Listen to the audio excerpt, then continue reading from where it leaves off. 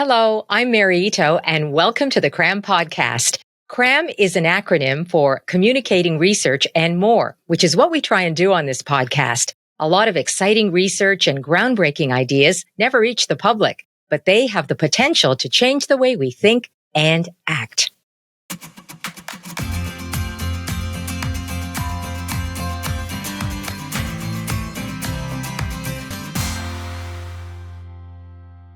June historically was considered the best month to get married. That's dating back to Roman times.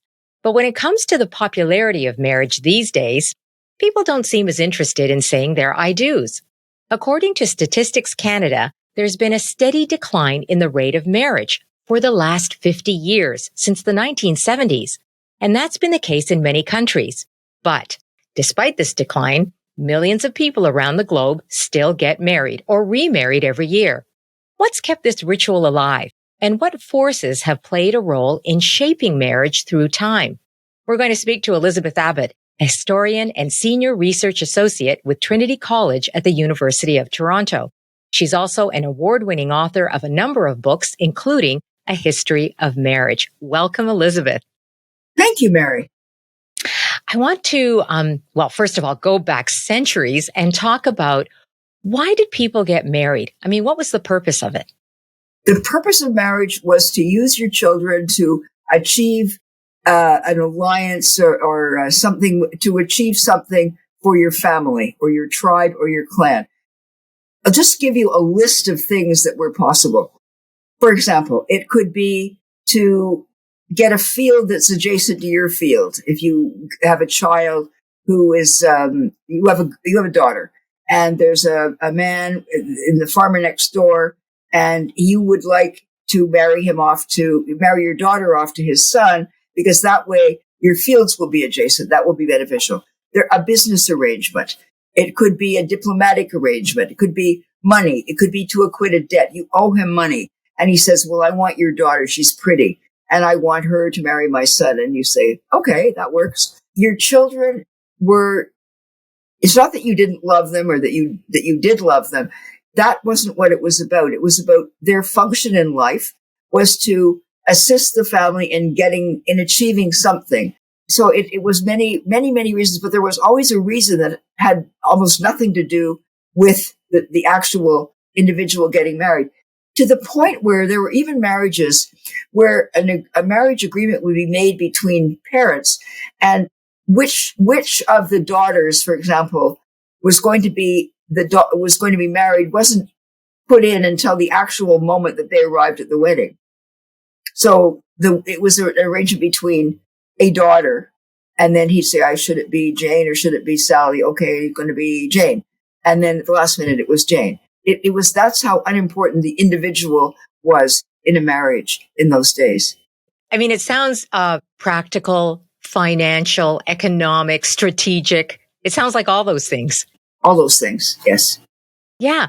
And I thought it was really interesting that in the very first chapter of your book, you said that marriage wasn't necessarily, and this is going way back, that marriage wasn't even necessarily between a man and a woman or necessarily between two living people. How did that work? Well, those, of course, were the exceptions to the rule. But yes, there were a few cases where dead people could be married to each other. That's still the case, by the way. In France, for example, you can still petition. If you have been engaged to somebody and they have died before you got married, you can petition with certain documentation required to the president or some official person in France. And 1 out of 4 applications are accepted, and the marriage will be honored, and it will take place retroactively to 1 day before the death, I think it is, something like that. So that it's just to accommodate a situation that didn't take place, but could have, should have, and obviously someone wished it would. In China, there are cases of dead people getting married to, so that the souls will not be lonely in death. So there are different reasons for it. Well, now we've gone to, we're not gender strict anymore. It doesn't have to be opposite gender anymore. But it never did have to be. There were always exceptions to the rule. So that there were, for example, there was a Roman emperor who preferred men. And so he married them. One of them he tried to sort of transform into a woman. The details of how he did that are not available, probably fortunately. And but he did consider them his wife. It was a man-on-man marriage that was regarded as legitimate, although other people in those days were expected to marry opposite sex. And then, of course, the other question, and this is a much bigger and more widespread one, is how many people were involved in a marriage. It used to, I mean, polygamous marriages used to be very common. So to limit it to two people was, quite a much more modern concept. In reality, poor people couldn't really afford to have lots of people in a marriage, but wealthier people did. So that polygamy was certainly much more common than we imagine today. It was at the origin of marriage, really, to have different numbers of people involved in it. Yeah. And then the other thing too is you also say in the book about marriage not necessarily being between adults, and that parents would marry off their children. Yes. So that's another thing. There were child marriages. I mean, sometimes even babies could be married off. Now that doesn't mean that they had a wedding ceremony and went off to live with a spouse. They usually stayed at home. So it was, they would, be raised by their parents until they were considered of age. Of age was pretty young, but for women, it usually consisted of getting your period at least. And men, some sort of equivalent age, 10, 12, 13, something like that. And there were many, many cases of that. And of course, I mean, I've read not just in your book, but elsewhere, how sad for the little girl who's betrothed, let's say in India, if her fiancé, the boy she's betrothed to, should die before they get married, before she even becomes an adult. Yes, the story of widows in India is a really, really terrible one. And there's been a lot written about it. And a child can be, 5 years old and be unfortunately married to someone who, I don't know, a tree falls on them or lightning strikes them or something. And now she's a widow, and because she's now thought to have caused it. So now she is the guilty partner in this. Our child doesn't even know what marriage is really, and has never, has no notion of any of this, has her life ruined because of blame for something some terrible thing that she did not do. And that's just how it is. So that's pretty awful. And so, Elizabeth, I mean, regarding North America, how would you say what would be sort of the major differences between marriages historically in North America as opposed to Europe? There were quite a few differences. One primary difference was race. You did not have that. That wasn't much of an issue in Europe. But in North America, you all of a sudden had another whole people here that were considered a different race, the indigenous people. And there was a lot of interbreeding and trade. And, there was a great deal of relationship between them. But the laws tended to be that I say tended to be because they changed a little bit. They had to be adjusted to this reality that white men were not allowed to marry native women according to European laws. They could do it according to la façon du pays, which is the native way. And that way, the natives thought they were married, but the Europeans would then say, but that's not a real marriage. And there are countless examples of families created and raised and then abandoned legally because there was not a legal, according to one side of the relationship, there wasn't a legal marriage. There was only la façon du pays. Was it not considered legal? Was that coming more from the state because they considered indigenous people a different race, or was it more religious because these people were not Christian? It was race. It wasn't, because a lot of them, even when they were baptized as Christians, they weren't considered, they were still not white people.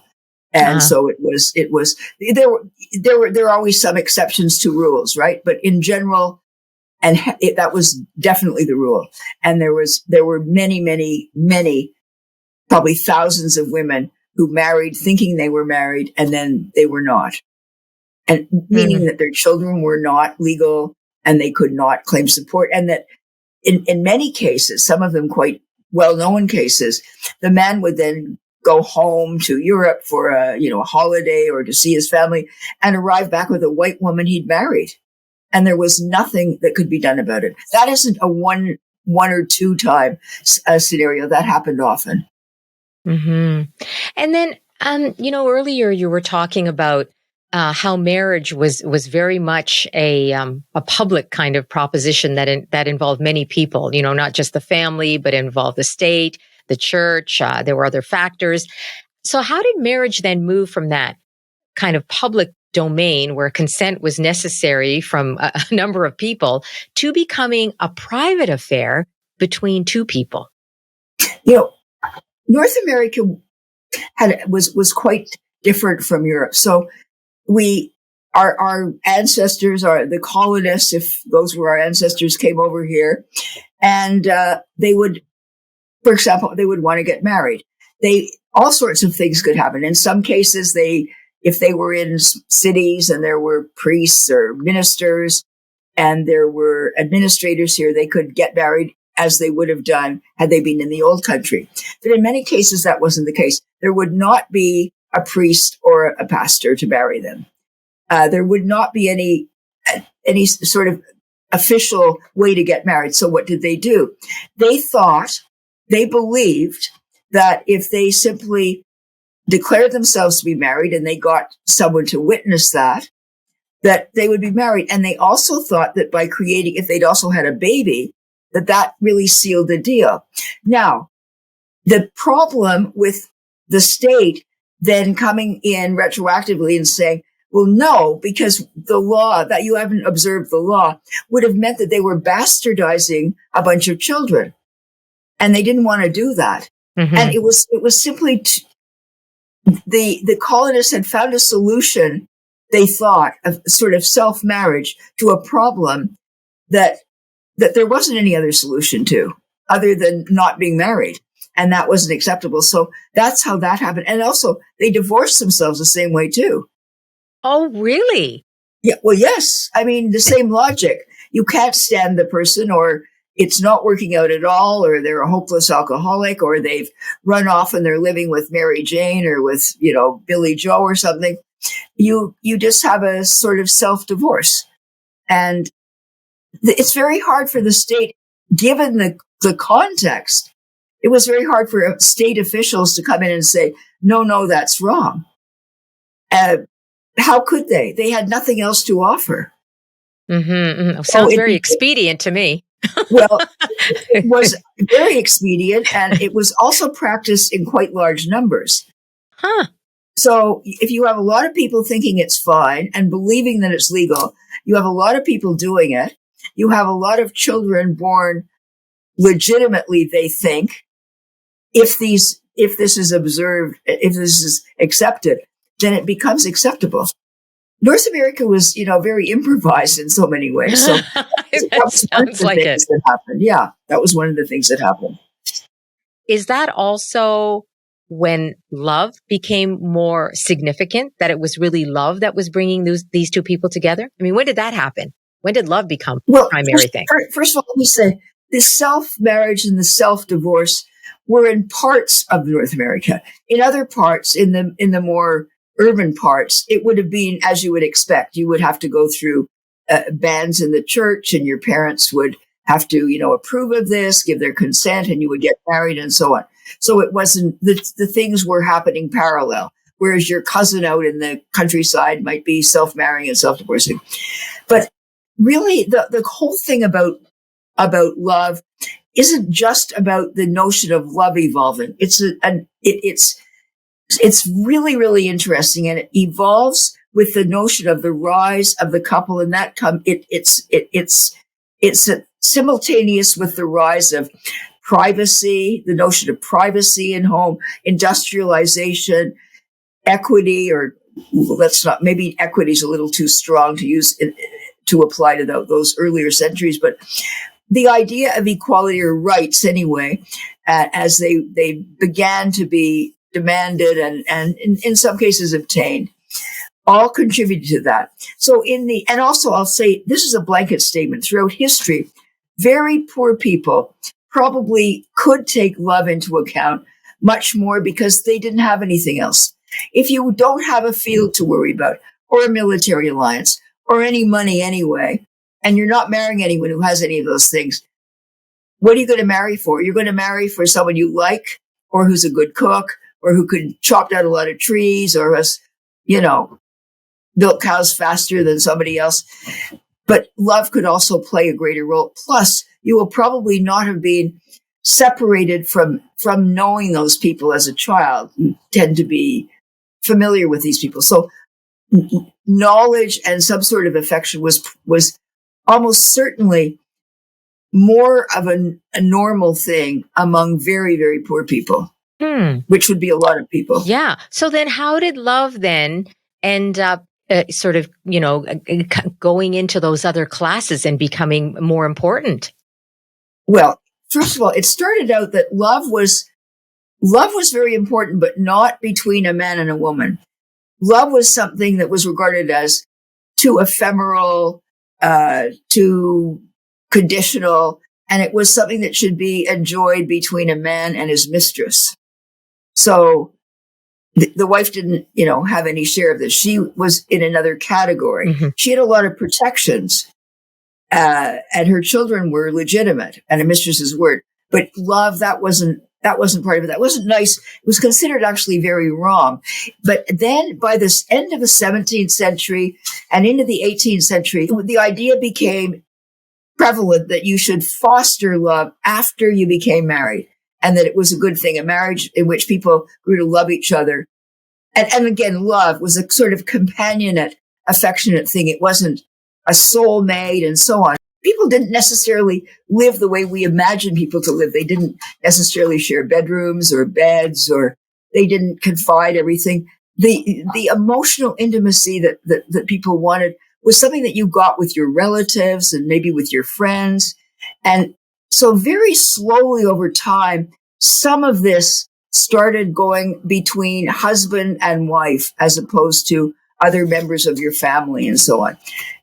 So privacy was a very important thing. Bedrooms started to be shared, beds started to be shared, and a lot of it had to do with women getting some more rights. Mm-hmm. Not huge amounts of rights. They were not equal or anything like that, but they did have some say. And this is especially true in North America. The women were slightly more independent than their counterparts in Europe, because they had to work harder. Even wealthy women had to do way more work than they would have done had they been in England. And it was just expected. And so this started to permeate the whole notion of love. There was also a safety element. This is particularly true in the southern United States, where there was a lot of brutality in marriages. You had a slaveocracy, where you had men who thought that they were just by nature of the institution of slavery, that thought they were very powerful. Well, they were very powerful. And a lot of that carried over onto their wives. And so a lot of women were very afraid of marrying a man unless he was really in love with her, because it was a safety valve for her. She was afraid of the violence that was inherent in so many marriages that she saw. So that was a safety measure for her. In most of the North and in Canada, it was just the pleasure of living with someone that you liked or were quite fond of or something. And that started to take on a lot of value. And although you didn't marry for love, it became acceptable to expect that you should, if you got the right person, you chose the right person for other reasons, you should also have a feeling of affection for them. Mm. So it wasn't Mm-hmm. just love, but the right person, you should love them. So they could be the right person and you couldn't stand them. You no longer felt you should marry them. And also women were given more access to education, and they began to have, hold jobs, more jobs and so on. And there were more laws that gave women slightly more rights and so on. And women talked to each other and thought about these issues. And there were the examples of women who did love their husbands, and, they provided a good model for other women. And there were a lot of books written about what marriage should be. It wasn't taken lightly. There were many, many really, really, complex books about it. And the notion of loving, not the kind of love that we would describe today, but something, an affection, a loyalty, a pleasure in the person's company, understanding the person, empathy for the person, was definitely developing and really valued. And that was part of the literature that was being read by people by the 19th century. Mm-hmm. And with all this going on, all these external forces, was it at the same time, I guess simultaneously, that the roles of husband and wife were shifting, transitioning? I'll tell you what really changed. In the 19th century, 18th and 19th, it was the good mother. Women were supposed to be dedicated. Their priority was to their children. And that, when all these other developments were taking place, that was still the case. And when you are devoted entirely to your children, it's very hard to also be entirely devoted to your husband, because on top of it, you have to do a lot of work. You had to look after the house, with a great deal of housework demanded of you. It was much harder to do housework in the days before electricity and kettles and self-cleaning stoves and refrigerators and Loblaws and no frills. And when you had to go out to the garden and garden it yourself and kill the chicken and so on. So when the notion of love took place, it was very difficult. There was conflict between the role of the woman as the good mother and the woman as the good wife, because it was very hard for her to be both. So then what? Yeah. So then how did that change? It just slowly evolved. It basically, what happened was, with birth control and women being able to have, a more manageable number of children, and men and women being able to choose how many they're going to have, that there was more time for a woman who was just so burdened with work, childcare, housework, and so on before, that now it became much easier for her to have enough time to be a good wife as well as a good mother. When do you think then, what period of time do you think marriage underwent the greatest change? I think I see it more in the mid to the late 19th century. Just because there's so much literature about it, it was discussed. People understood what was happening and they discussed it. Women tended to keep diaries and write each other very long letters and discuss these things. Novels were written, books about being mothers, about being, how to be a wife and so on were written. Sermons were given in churches about what should be done and how it should be done. And so there's a lot of information about it. And I think it became, I guess you would call that media spread, really. There was just a lot of shared knowledge about it, which might not have been the case in earlier centuries. I guess I'm a bit surprised, because I thought you would have said, it would have been the 20th century for sure, and the introduction of the birth control pill. I thought you would have said that was the biggest change to marriage. Birth control came so late, and all of these changes were quite well advanced by then. It definitely, it was huge. It changed our world. It was It was like World War I or the Civil War or COVID. It was an amazing, wonderful thing. But I don't know that it was necessarily more than because I saw huge changes in the 19th century as well. And you mentioned earlier about this kind of do-it-yourself divorce that happened early on in Canada or North America. What about divorce? How did our attitudes change towards divorce over time? Divorce is, we tend to think today that, I hear people say this still, or I used to anyway, we don't try as hard today. People used to try harder. They didn't. They just couldn't get a divorce. That's all. They were stuck. But people would leave marriages. You could, before the internet, before all that, you could just leave, change your name, and, start life over. There was an expression called grass widow. Even when I was a child, I remember my mother saying, I think she's a grass widow. That would be someone who said that they were, that was someone that was a divorcee, not really a widow. Someone who said they were widowed, and that's why they had children. They weren't. They were really a divorcee. Oh, awful. But in the 19th century, it was so hard to get one in other centuries. In Canada, for example, you had to get it through a private bill through a member of Parliament, go through Parliament. And in England, I mean, that to get a divorce, most people couldn't even imagine doing that. And you had to have all these grounds, and they had to be, it was usually adultery, or even the worst sort of brutality. Your husband beat you into a pulp, and you might not get it because maybe you caused it. Like, what did you do for him to, what did you do to make him beat you to a pulp? That sort of thing. So divorce was really, until divorce became something that, an ordinary person could reasonably expect to get. It was much easier to just leave. People just separated.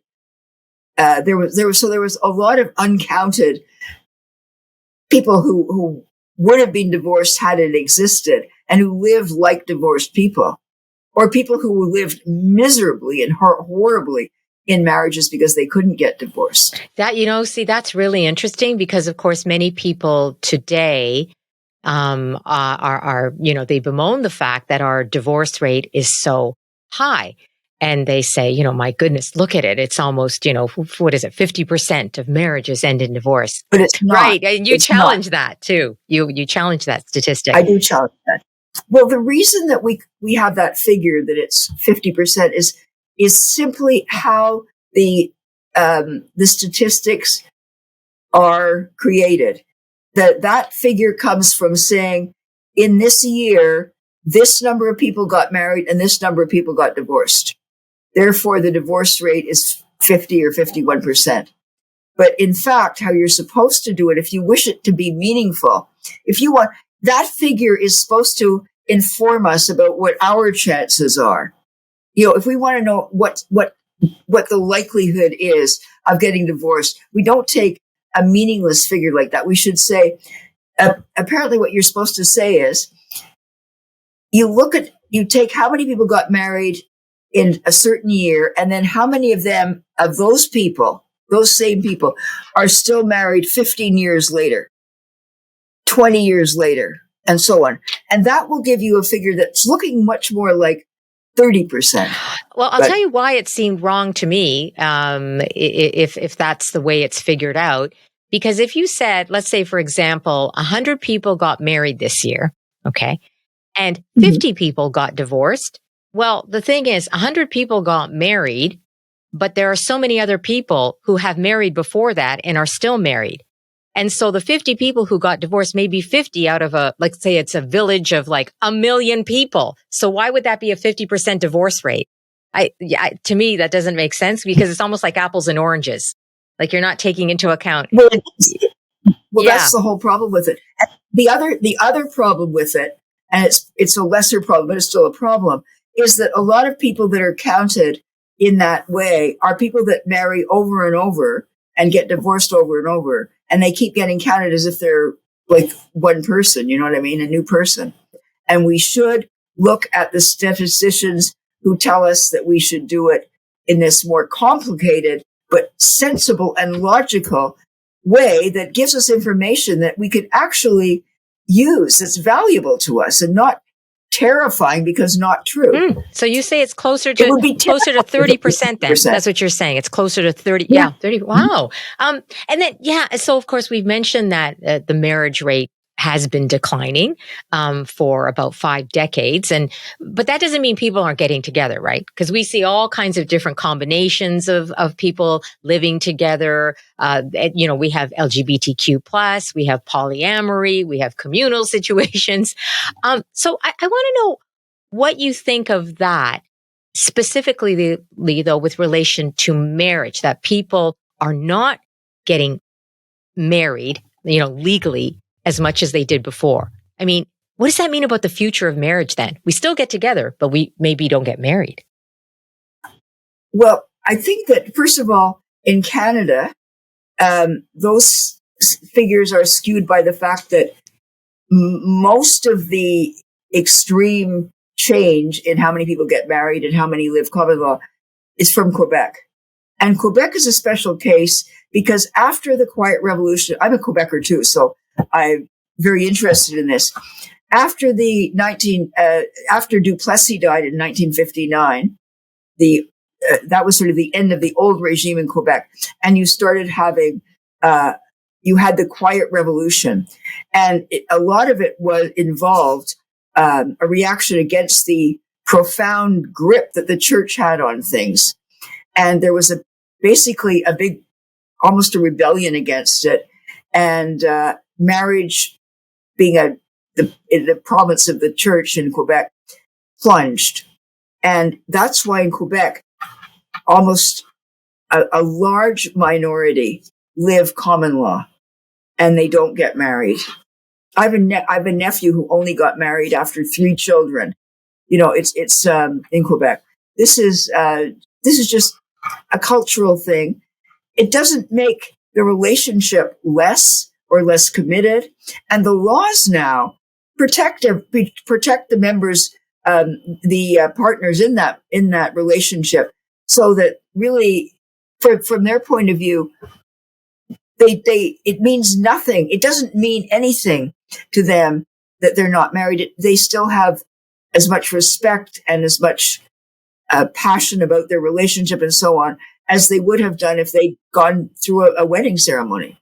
So, but Canada-wide, it's still only about 23% that live common law, and most of them are young people who are living common law. But would you not say, though, just generally speaking, the rate of marriage has declined, and even abroad, right? We see this in all kinds of other countries too.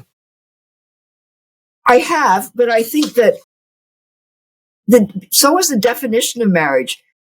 When marriage had all the rights and other relationships didn't, that was one thing. I would say, yes, why aren't people getting married? It would be a different answer. But today, if someone is two couples are living side by side, one went through a wedding and one didn't, but they have pretty much the same rights. They've they've taken legal precautions. They are protected in the same ways.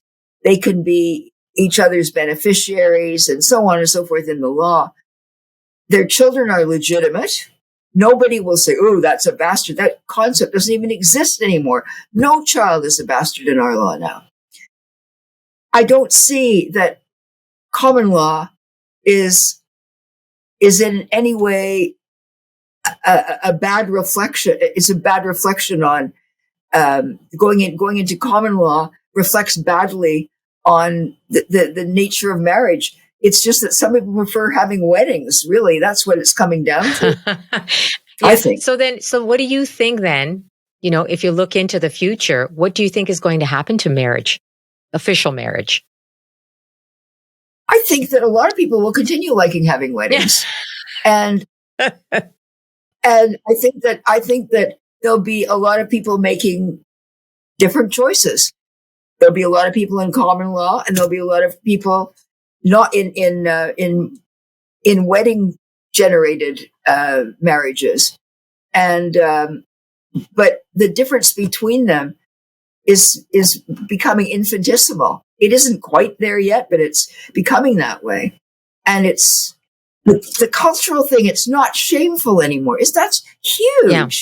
But you know what? Don't you think that marriage is still wrapped up in all kinds of sort of fairy tale ideals as well? I mean, aside from just the wedding and the wedding day itself, there's something about the vows, putting that ring on, this whole idea of, romance, the romantic love of your life, your soulmate. You're going to get married and you're going to live the rest of your life. You know what I mean? In this marriage, in this union, it's all wrapped up in that still.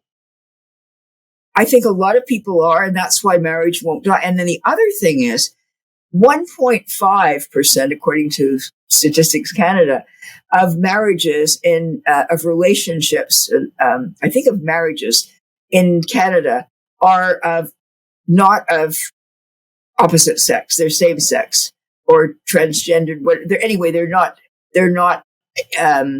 not just simple, male, female.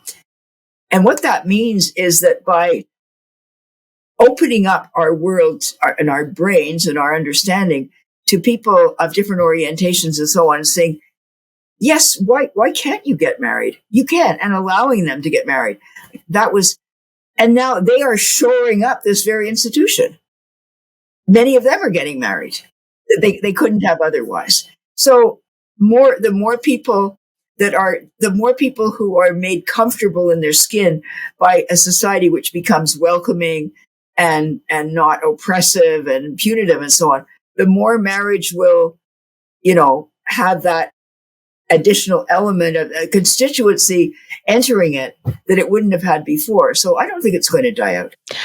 And what do we know? I mean, as far as this has been studied about marriages that are most likely to succeed. What do we know about that?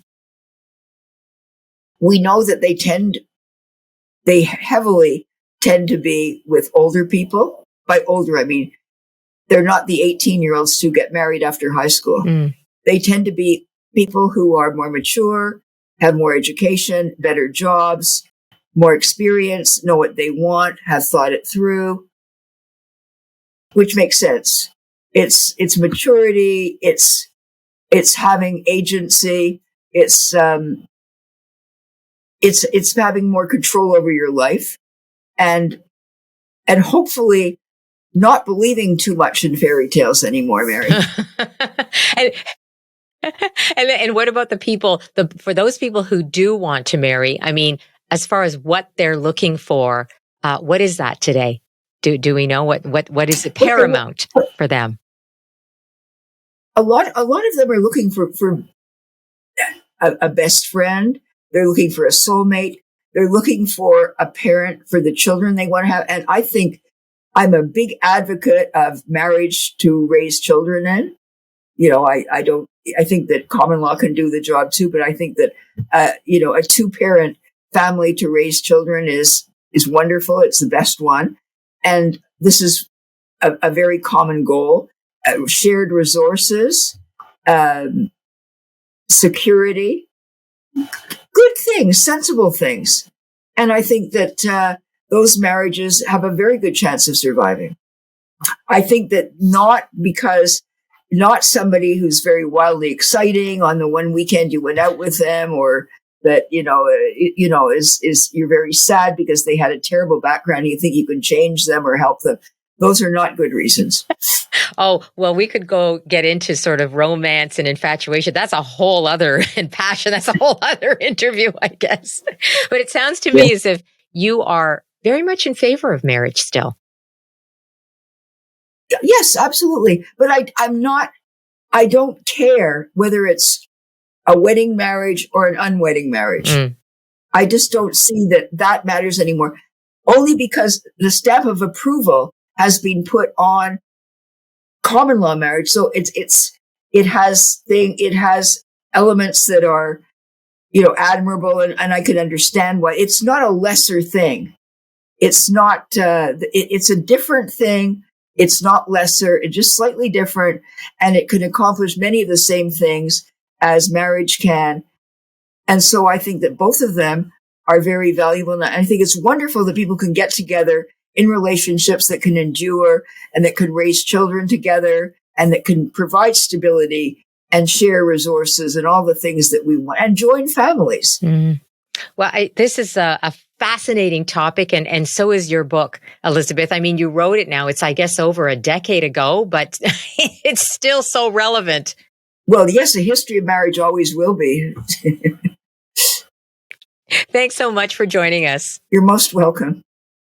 That's Elizabeth Abbott. She is a historian and senior research associate for Trinity College at the University of Toronto. She's also an award-winning writer and author of a number of books, including A History of Celibacy, Mistresses, and A History of Marriage. To find out more about Elizabeth's work, you can check out our show notes.